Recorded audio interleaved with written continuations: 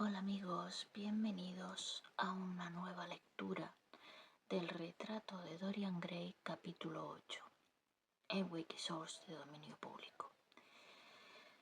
Era más de mediodía cuando se despertó. Su ayuda de cámara había entrado varias veces de puntillas en la habitación, preguntándose qué hacía dormir hasta tan tarde a su amo. Dorian tocó finalmente la campanilla y Víctor apareció sin hacer ruido con una taza de té y un montón de cartas en una bandejita de porcelana de Sèvres. Luego descorrió las cortinas de satén color oliva con forro azul irisado que cubrían las tres altas ventanas de la alcoba. «¿El señor ha dormido bien esta noche?», dijo sonriendo. «¿Qué hora es, Víctor?», preguntó Dorian, todavía medio despierto. «La 1:15, señor». «Qué tarde ya». Se sentó en la cama y después de tomar unos sorbos de té, se ocupó del correo. Una de las cartas era de Lord Henry y la habían traído a mano por la mañana. Dorian vaciló un momento y luego terminó por apartarla. Las demás las abrió distraídamente. Contenían la usual colección de tarjetas, invitaciones para cenar, entradas para exposiciones privadas, programas de concierto con fines benéficos y otras cosas parecidas que llueven todas las mañanas sobre los jóvenes de la buena sociedad durante la temporada. Había también una factura considerable por un juego de utensilios de aseo Luis XV de plata repujada, factura que Dorian no se había atrevido aún a reexpedir a sus tutores, personas extraordinariamente chapadas a la antigua, incapaces de comprender que vivimos en una época en la que ciertas cosas innecesarias son nuestras únicas necesidades. También encontró varias comunicaciones redactadas en términos de muy corteses de los prestamistas de Jeremy Street, ofreciéndose a adelantarle cualquier cantidad de dinero sin molestas esperas y a unas tasas de interés sumamente razonables. Al cabo de unos 10 minutos, Dorian se levantó y echándose por los hombros una lujosa bata de lana de cachemir con bordados en seda, entró en el cuarto de baño con suelo de ónice. El agua fresca lo despejó después de las muchas horas de sueño. Parecía haber olvidado lo sucedido el día anterior.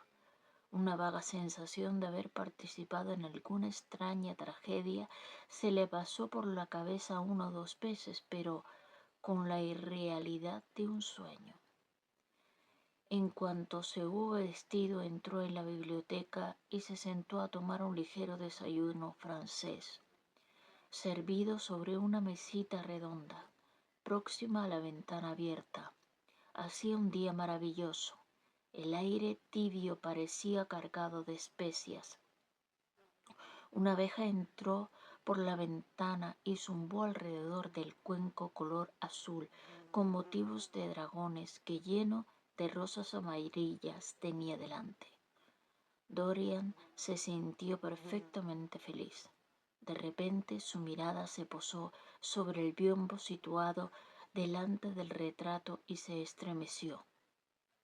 «¿El señor tiene frío?», preguntó el ayuda de cámara, colocando una tortilla sobre la mesita. «¿Cierró la ventana?». Dorian negó con un movimiento de cabeza. «No tengo frío», murmuró. ¿Era cierto todo lo que recordaba? ¿O había cambiado de verdad el retrato? ¿O le había hecho ver su imaginación una expresión malvada donde solo había un gesto alegre? Era imposible que un lienzo cambiara. Absurdo. Sería una excelente historia de que contarle a Basil algún día. ¿Le haría sonreír? Sin embargo, qué preciso era el recuerdo, primero en la confusa penumbra y luego en el luminoso amanecer. Había visto el toque de crueldad en los labios contraídos. Casi temió que llegara el momento en el que el criado abandonase la biblioteca. Sabía que cuando se quedara solo tendría que examinar el retrato. Le daba miedo enfrentarse con la certeza. Cuando después de traer el café y los cigarrillos, Víctor se volvió para marcharse, Dorian sintió un absurdo deseo de decirle que se quedara. Mientras la puerta se cerraba tras él, lo llamó. Víctor se detuvo, esperando instrucciones. Dorian se lo quedó mirando unos instantes. No estoy para nadie, dijo, acompañando las palabras con un suspiro. Víctor hizo una inclinación de cabeza y desapareció. Dorian se lanzó entonces de la mesa.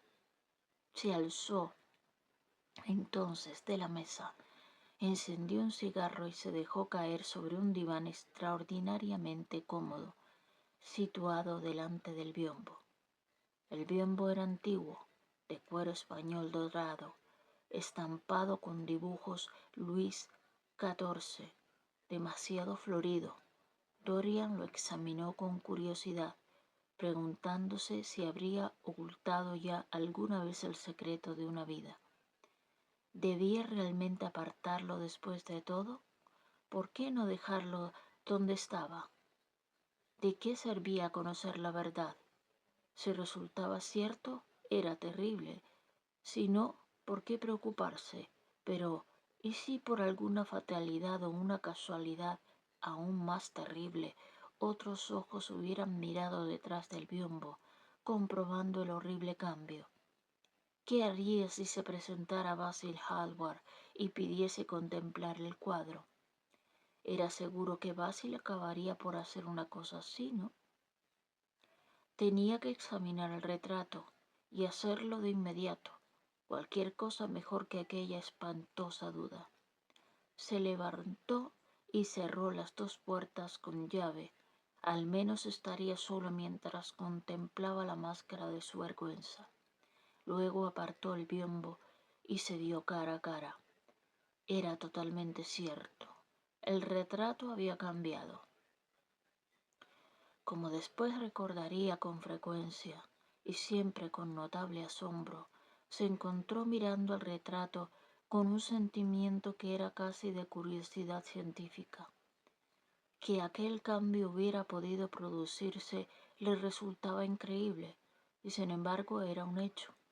Existía alguna sutil afinidad entre los átomos químicos que se convertían en forma y color sobre el lienzo y el alma que habitaba en el interior de su cuerpo. ¿Podría ser que lo que el alma pensaba lo hiciera realidad? ¿Que dieran consistencia a lo que él soñaba? ¿O había alguna otra razón más terrible? Se estremeció, sintió miedo y volvió al diván. Se tumbó en él, contemplando el retrato sobrecogido de horror. Comprendió, sin embargo, que el cuadro había hecho algo por él. Le había permitido comprender lo injusto, lo cruel que había sido con Sybil Vane. No era demasiado tarde para reparar aquel mal. Aún podía ser su esposa.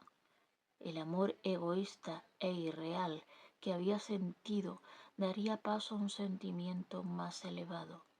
Se transformaría en una pasión más noble. El retrato pintado por Basil Hallward sería su guía para toda la vida. Sería para él lo que la santidad es para algunos, la conciencia para otros y el temor de Dios para todos. Existían narcóticos para el remordimiento, drogas que acallaban el sentimiento moral y lo hacían dormir. Pero allí delante tenía un símbolo visible de la degradación del pecado. una prueba incontestable de la ruina que los hombres provocan en su alma. Sonaron las 3 de la tarde, las 4 y la media hora dejó oír su doble carrillón, pero Dorian Gray no se movió. Trataba de reunir los hilos escarlata de la vida y de tejerlos siguiendo un modelo, encontrar un camino perdido como estaba en un laberinto de pasiones desatadas. No sabía qué hacer ni qué pensar. Finalmente volvió a la mesa y escribió una carta ardiente a la muchacha a la que había amado, implorando su perdón y acusándose de demencia. Llenó cuartilla tras cuartilla con atormentadas palabras de pesar y otras aún más patéticas de dolor. Existe la voluptuosidad del autorreproche. Cuando nos culpamos, sentimos que nadie más tiene derecho a hacerlo. Es la confesión, no el sacerdote, lo que nos da la absolución. Cuando Dorian terminó la carta, sintió que había sido perdonado. De repente llamaron a la puerta y oyó la voz de Lord Henry en el exterior. Dorian, amigo mío, he de verte. Déjame entrar ahora mismo. Es inaceptable que te encierres de esta manera. Al principio no contestó, inmovilizado por completo, pero los golpes en la puerta continuaron, haciéndose más insistentes. Sí, era mejor dejar entrar a Lord Henry y explicarle la nueva vida que había decidido llevar. Reñir con él, si era necesario hacerlo. Alejarse de él, si la separación era inevitable. Poniéndose en pie de un salto, se apresuró a correr el biombo para ocultar el cuadro y luego procedió a abrir la puerta. Siento mucho todo lo que ha pasado, Dorian, dijo Lord Henry al entrar, pero no debes pensar demasiado en ello. ¿Te refieres a Sibyl Vane?, preguntó el joven. Sí, por supuesto, respondió Lord Henry, dejándose caer en una silla y quitándose lentamente los guantes amarillos. Es horrible, desde cierto punto de vista, pero tú no tienes la culpa. Dime, ¿fuiste a verla después de que terminara la obra? Sí, estaba convencido de que había sido así. ¿Le hiciste una escena? Fue brutal, Harry, terriblemente brutal, pero ahora todo está resuelto. No siento lo que ha sucedido. Me ha enseñado a conocerme mejor. Ah, Dorian, cómo me alegro de que te lo tomes de esa manera. Temí encontrarte hundido en el remordimiento y mesándote esos cabellos tuyos tan agradables. He superado todo eso, dijo Dorian, moviendo la cabeza y sonriendo. Ahora soy totalmente feliz. Sé lo que es la conciencia para empezar. No es lo que me dijiste que era. Es lo más divino que hay en nosotros. No te burles, Harry. No vuelvas a hacerlo.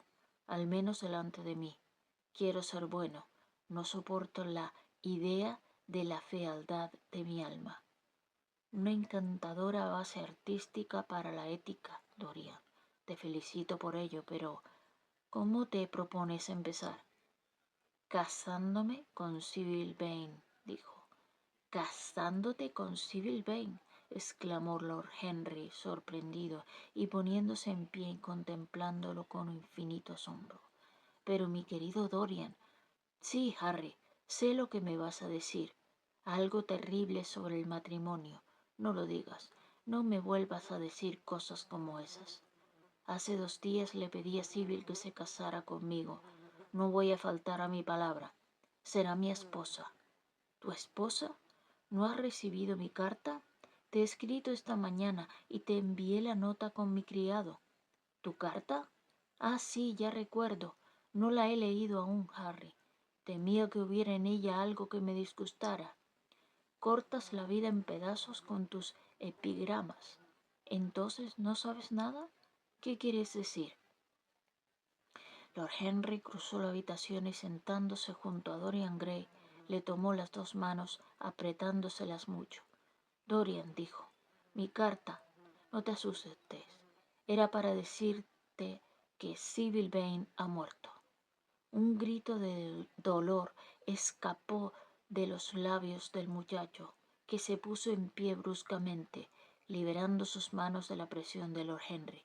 ¿Muerta? ¿Sybil muerta? No es verdad, es una mentira espantosa. ¿Cómo te atreves a decir una cosa así? Es completamente cierto, Dorian, dijo Lord Henry con gran seriedad. Lo encontrarás en todos los periódicos de la mañana.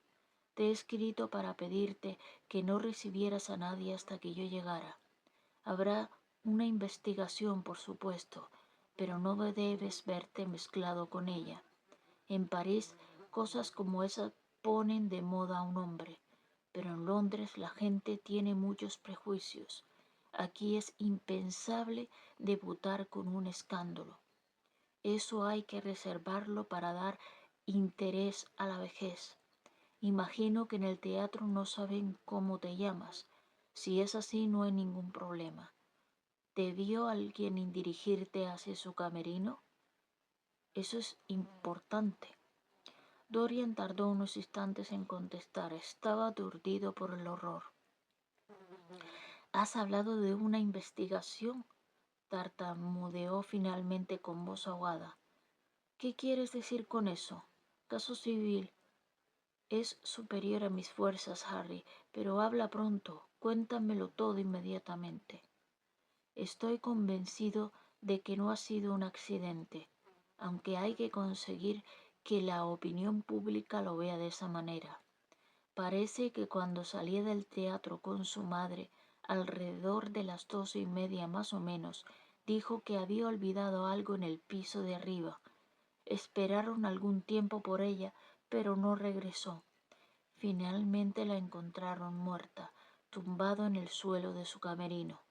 Había tragado algo por equivocación, alguna cosa terrible que usan en los teatros. No sé qué era, pero tenía ácido prúsico o carbonato de plomo. Imagino que era ácido prúsico, porque parece haber muerto instantáneamente. «¡Qué cosa tan atroz, Harry!», exclamó el muchacho. «Sí, verdaderamente trágica, desde luego, pero tú no debes verte mezclado en ello. He visto en el estándar que tenía 17 años. Yo la hubiera creído aún más joven. Tenía tal aspecto de niña y parecía una actriz con tan poca experiencia. Dorian, no debes permitir que este asunto te altere los nervios. Cenarás conmigo y luego nos pasaremos por la ópera. Esta noche canta la Patti y estará allí todo el mundo. Puedes venir al palco de mi hermana, irá con unas amigas muy elegantes. De manera que he asesinado a Sybil Vane, dijo Dorian Gray, hablando a medias consigo mismo, como si le hubiera cortado el cuello con un cuchillo, pero no por ello las rosas son menos hermosas, ni los pájaros cantan con menor alegría en mi jardín. Y esta noche cenaré contigo, y luego iremos a la ópera, y supongo que acabaremos la velada en algún otro sitio. Qué extraordinariamente dramática es la vida. Si todo esto lo hubiera leído en un libro, Harry, creo que me habría hecho llorar. Sin embargo, ahora que ha sucedido de verdad y que me ha sucedido a mí, parece demasiado prodigioso para derramar lágrimas. Aquí está la primera carta de amor apasionada que le he escrito en mi vida. Es bien extraño que mi primera carta de amor esté dirigida a una muchacha muerta. ¿Tienen sentimientos?, me pregunto, esos blancos seres silenciosos a los que llamamos los muertos. ¿Puede Sybil sentir, entender o escuchar? Ay, Harry, cómo la amaba hace muy poco. Pero ahora me parece que han pasado años. Lo era todo para mí. Luego llegó aquella noche horrible. ¿Ayer? en la que actuó tan espantosamente mal y en la que casi se me rompió el corazón. Me lo explicó todo. Era terriblemente patético, pero no me conmovió en lo más mínimo. Me pareció una persona superficial, aunque luego ha sucedido algo que me ha dado miedo. No puedo decirte qué, pero ha sido terrible. Y decidí volver con Sibyl. Comprendí que me había portado mal con ella, y ahora está muerta. Dios del cielo, Harry, ¿qué voy a hacer? No sabes en qué peligro me encuentro, y no hay nada que pueda mantenerme en el camino recto. Sibyl lo hubiera conseguido. No tenía derecho a quitarle la vida. Se ha portado de una manera muy egoísta. Mi querido Dorian, respondió Lord Henry, sacando un cigarrillo de la pitillera y luego un estuche para cerillas con baño de oro. La única manera de que una mujer reforme a un hombre es aburriéndolo tan completamente que pierda todo interés por ella. Si te hubieras casado con esa chica, habrías sido muy desgraciado. Por supuesto, la hubieras tratado amablemente. Siempre se puede ser amable con las personas que no nos importan nada, pero habría descubierto enseguida que solo sentías indiferencia por ella. Y cuando una mujer descubre eso de su marido, o empieza a vestirse muy mal, o lleva sombreros muy elegantes que tiene que pagar el marido de otra mujer, y no hablo del fausse pas social, que habría sido lamentable y que por supuesto yo no hubiera permitido. Pero te aseguro que, de todos modos, el asunto habría sido un fracaso de principio a fin. Imagino que sí, murmuró el muchacho, paseando por la habitación horriblemente pálido. Pero pensaba que era mi deber. No es culpa mía que esta espantosa tragedia me impida actuar correctamente. Recuerdo que en una ocasión dijiste que existe una fatalidad ligada a las buenas resoluciones y es que siempre se hacen demasiado tarde. Las vías, desde luego. Las buenas resoluciones son intentos inútiles de modificar leyes científicas. No tiene otro origen que la vanidad y el resultado es absolutamente nulo. De cuando en cuando nos proporcionan algunas de esas suntuosas emociones estériles que tienen cierto encanto para los débiles. Eso es lo mejor que se puede decir de ellas. Son cheques que hay que cobrar en una cuenta sin fondos. Harry, exclamó Dorian Gray, acercándose y sentándose a su lado, ¿por qué no siento esta tragedia con la intensidad que quisiera? No creo que me falte corazón. ¿Qué opinas tú? Has hecho demasiadas tonterías durante los últimos 15 días para que se te pueda acusar de eso. Dorian respondió Lord Henry con su dulce sonrisa melancólica. El muchacho frunció el ceño. No me gusta esta explicación, Harry, replicó, pero me alegra que no me juzgues sin corazón. No es verdad, sé que lo tengo, y sin embargo he de reconocer que lo que ha sucedido no me afecta como debiera. Me parece sencillamente un final estúpido para una obra maravillosa. Tiene la belleza terrible de una tragedia griega, una tragedia en la que he tenido un papel muy destacado, pero que no me ha dejado heridas. Es un caso interesante, dijo Lord Henry, que encontraba un placer sutil en jugar con el egoísmo inconsciente de su joven amigo. Un caso sumamente interesante. Creo que la verdadera explicación es esta. Sucede con frecuencia que las tragedias reales de la vida ocurren de una manera tan poco artística que nos hieren por el crudo de su violencia, por su absoluta incoherencia, su absurda ausencia de significado, su completa falta de estilo. Nos afectan como lo hace la vulgaridad, solo nos producen una impresión de fuerza bruta y nos rebelamos contra eso. A veces, sin embargo, cruza nuestra vida una tragedia que posee elementos de belleza artística. Si esos elementos de belleza son reales, todo el conjunto apela a nuestro sentido del efecto dramático. De repente descubrimos que ya no somos los actores sino los espectadores de la obra, o que somos más bien las dos cosas. Nos observamos y el mero asombro del espectáculo nos seduce. En el caso presente, ¿qué es lo que ha sucedido en realidad? ¿Alguien se ha matado por amor tuyo? Me gustaría haber tenido alguna vez una experiencia semejante. Me hubiera hecho enamorarme del amor para el resto de mi vida. Las personas que me han adorado, no han sido muchas, pero sí algunas, siempre han insistido en seguir viviendo después de que yo dejase de quererlas y ellas dejaran de quererme a mí. Se han vuelto corpulentas y tediosas, y cuando me encuentro con ellas se lanzan inmediatamente a los recuerdos. Ah, esa terrible memoria de las mujeres, qué cosa más espantosa y qué total estancamiento intelectual revela. Se deben absorber los colores de la vida, pero nunca recordar los detalles.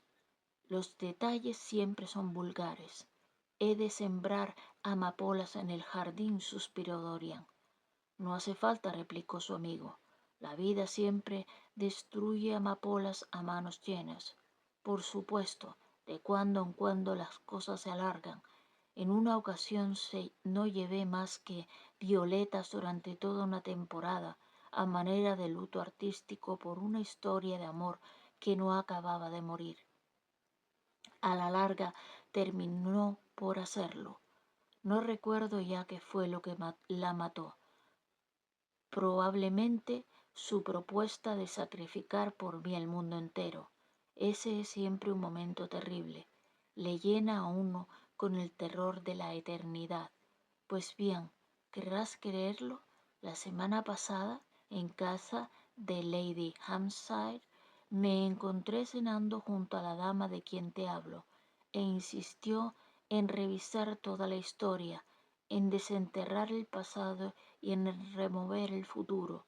Yo había sepultado mi amor bajo un lecho de asphoderos. Ella lo sacó de nuevo a la luz, asegurándome que había destrozado su vida. Me veo obligado a señalar que procedió a devorar una cena copiosísima de manera que no sentí la menor ansiedad, pero qué falta de buen gusto la suya. El único encanto del pasado es que es pasado, pero las mujeres nunca se enteran de que ha caído el telón. Siempre quieren un sexto acto y tan pronto como la obra pierde interés, sugieren continuarla.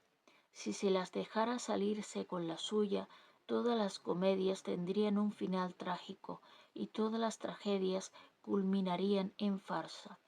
Son encantadoramente artificiales, pero carecen de sentido artístico. Tú has tenido más suerte que yo. Te aseguro que ninguna de las mujeres que he conocido hubiera hecho por mí lo que Sibyl Vane ha hecho por ti. Las mujeres ordinarias se consuelan siempre, algunas se lanzan a los colores sentimentales. Nunca te fíes de una mujer que se viste de malva, cualquiera que sea su edad, o de una mujer de más de 35 aficionada a las cintas del color rosa. Eso siempre quiere decir que tiene un pasado. Otras se consuelan descubriendo de repente las excelentes cualidades de sus maridos. Hacen ostentación de tus narices, de su felicidad conyugal, como si fuera el más fascinante de los pecados. Algunas se consuelan con la religión, cuyos misterios tienen todo el encanto de un coqueteo, según me dijo una mujer en cierta ocasión. Y lo comprendo perfectamente. Además, le hace a uno tan valioso como lo acusen de pecador. La conciencia nos vuelve egoístas a todos. Sí, son innumerables los consuelos que las mujeres encuentran en una vida moderna, y de hecho he de mencionarlo. No he mencionado aún el más importante. ¿Cuál es, Harry?, preguntó el muchacho distraídamente. Oh, el consuelo más evidente, el que consiste en apoderarse del administrador de otra cuando se pierde el propio. El admirador de otra cuando se pierde el propio. En la buena sociedad eso siempre rehabilita a una mujer. Pero realmente, Dorian, qué diferente debía de ser Sibyl Vane de las mujeres que conocemos de ordinario. Hay algo que me parece muy hermoso cerca de su muerte. Me alegro de vivir en un siglo en el que ocurren tales maravillas. Le hacen creer a uno en la realidad de las cosas con las que todos jugamos como romanticismo, pasión y amor. Yo he sido horriblemente cruel con ella, lo estás olvidando. Mucho me temo que las mujeres aprecian la crueldad pura y simple, más que ninguna otra cosa. Tienen instintos maravillosamente primitivos. Las hemos emancipado, pero siguen siendo esclavas en busca de dueño. Les encanta que las dominen. Estoy seguro de que estuviese espléndido. No te he visto nunca enfadado de verdad, aunque me imagino el aspecto tan delicioso que tenías. Y después de todo, anteayer me dijiste algo que me pareció entonces puramente caprichoso, pero que ahora considero absolutamente cierto y que encierra la clave de todo lo sucedido. ¿Qué fue eso, Harry? Me dijiste que para ti Sibyl Vane representaba a todas las heroínas novelescas, que una noche era Desdémona y otra Julieta, y que se moría como Julieta, volvía a la vida como Imogen. Nunca resucitará ya, murmuró el muchacho, escondiendo la carta entre las manos. No, nunca más. Ha interpretado su último papel, pero debes pensar que esa muerte solitaria en un camerino de oropel, como un extraño pasaje espeluznante de una tragedia jacobea, como una maravillosa escena de Webster, de Ford o de Cyril Theodore. Esa muchacha nunca ha vivido realmente, de manera que tampoco ha muerto de verdad. Para ti, al menos, siempre ha sido un sueño, un fantasma que revoloteaba por las obras de Shakespeare y las hacía más encantadoras con su presencia. Su caramillo, con el que la música de Shakespeare sonaba mejor y más alegre. En el momento en que tocó la vida real, desapareció el encanto, la vida la echó a perder y Sibyl murió. Lleva duelo por Ofelia. Si quieres, cúbrete la cabeza con cenizas porque Cordelia ha sido estrangulada. Clama contra el cielo porque ha muerto la hija de Brabantio. Pero no malgastes tus lágrimas por Sibyl Vane. Era menos real que todas ellas. Hubo un momento de silencio. La tarde se oscurecía en la biblioteca. Mudas y con pies de plata, las sombras del jardín entraron en la casa. Los colores desaparecieron cansadamente de los objetos. Después de algún tiempo, Dorian Gray alzó los ojos. Me has explicado a mí mismo, Harry, murmuró con algo parecido a un suspiro de alivio. Aunque sentía lo que has dicho, me daba miedo y no era capaz de decírmelo. Qué bien me conoces, pero vamos a hablar más de lo sucedido. Ha sido una experiencia maravillosa, eso es todo. Me pregunto si la vida aún me reserva alguna otra cosa tan extraordinaria. La vida te lo reserva todo, Dorian. No hay nada que no sea capaz de hacer con tu maravillosa belleza. Pero supongamos, Harry, que me volviera ojeroso y viejo y me llenara de arrugas, ¿qué sucedería entonces? Ay, dijo Lord Henry, poniéndose en pie para marcharse. En ese caso, mi querido Dorian, tendrás que luchar por tus victorias. De momento se te arrojan a los pies. No, tienes que seguir siendo como eres. Vivimos en una época que lee demasiado para ser sabia y que piensa demasiado para ser hermosa. No podemos pasarnos sin ti, y ahora más vale que te vistas y vayamos en coche al club, ya que nos hemos retrasado bastante.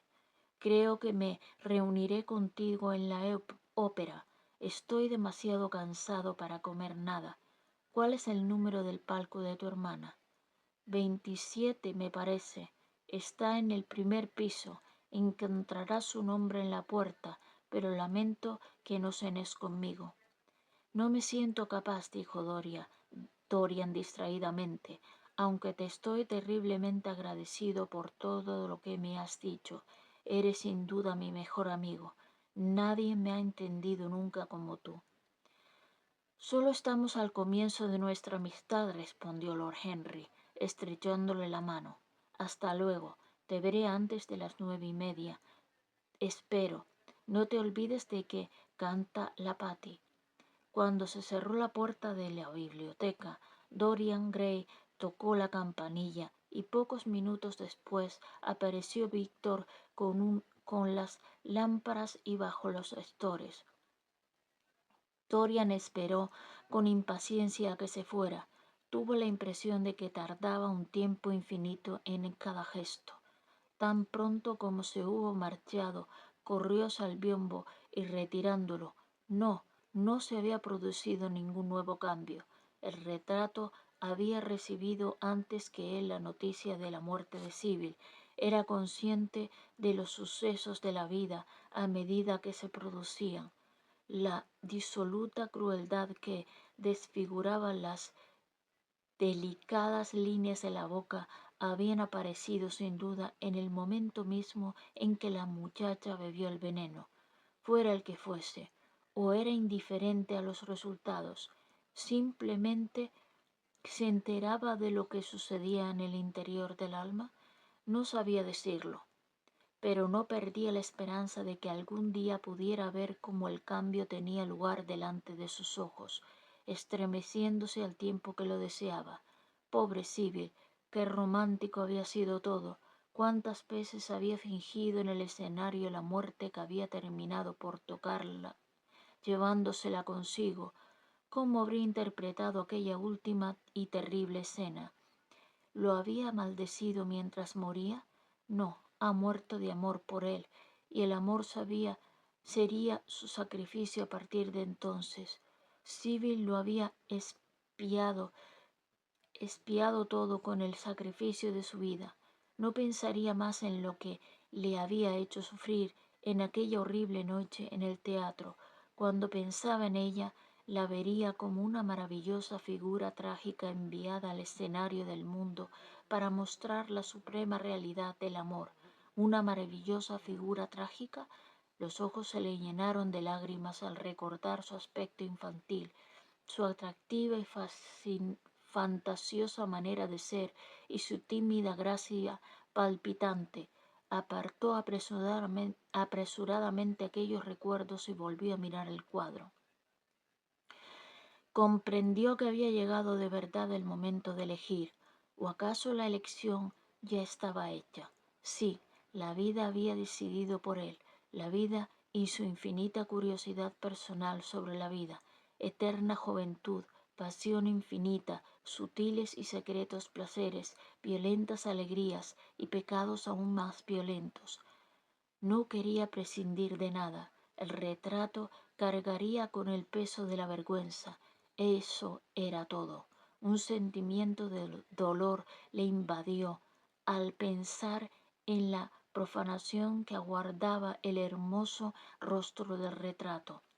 En una ocasión, en adolescente burla de Narciso, había besado o fingido besar aquellos labios pintados que ahora le sonreían tan cruelmente. Día tras día había permanecido delante del retrato, maravillándose de su belleza. Casi le parecía a veces enamorada de él.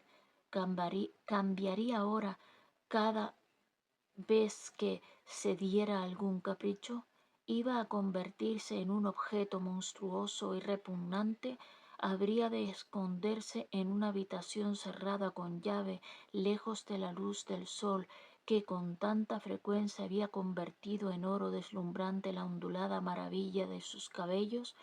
Qué perspectiva tan terrible. Por un momento pensó en rezar para que cesara la espantosa comunión que existía entre el cuadro y él. El cambio se había producido en respuesta a una plegaria, quizás en respuesta a otra, volviéndose a quedar inalterable. Y sin embargo, quien supiera algo sobre la vida renunciaría privilegio de permanecer siempre joven, por fantástica que esa posibilidad pudiera ser o por fatídica que resultaran las consecuencias. Además, ¿estaba realmente en su mano controlarlo? ¿Había sido una oración la pausa del cambio? ¿Podría existir quizás alguna razón científica? Y si el pensamiento influía sobre un organismo vivo, ¿cómo cabía también que ejerciera esa influencia sobre cosas muertas e inorgánicas? Más aún, ¿no era posible que, sin pensamientos ni deseos conscientes, cosas externas a nosotros vibraran en unión con nosotros, nuestros estados de ánimos y pasiones, átomos llamando a átomo en un secreto amor de extraña afinidad? Pero poco importaba la razón. Nunca volvería a tentar con una plegaria a ningún terrible poder. Si el retrato tenía que cambiar, cambiaría. Eso era todo. ¿Qué necesidad había de profundizar más? Porque sería un verdadero placer examinar el retrato. Podía así penetrar hasta en los repliegues más secretos de su alma. El retrato se convertiría en el más mágico de los espejos. De la misma manera que le había descubierto su cuerpo, también le revelaba el alma, y cuando a ese alma le llegara el invierno, él permanecería aún en donde la primavera tiembla, a punto de convertirse en verano. Cuando la sangre desapareciera de su rostro para dejar una pálida máscara de yeso con ojos de plomo, él conservaría el atractivo de la adolescencia. Ni un átomo su belleza marchitaría nunca, jamás se debilitaría el ritmo de su vida. Como los dioses de los griegos, sería siempre fuerte, veloz y alegre. ¿Qué importancia lo que le sucediera a la imagen coloreada del lienzo? Él estaría a salvo. Eso era lo único que le importaba. Volvió a colocar el biombo en su posición anterior, delante del retrato, sonriendo al hacerlo, y entró en el dormitorio, donde ya le esperaba su ayuda de cámara. Una hora después se encontraba en la ópera y Lord Henry se inclinaba sobre su silla. Bueno, amigos, terminamos este capítulo bastante larguito de el retrato de Dorian Gray de Oscar Wilde, capítulo número 8 en Wikisource de dominio público. Bueno, amigos, gracias por estar ahí. Hasta la próxima.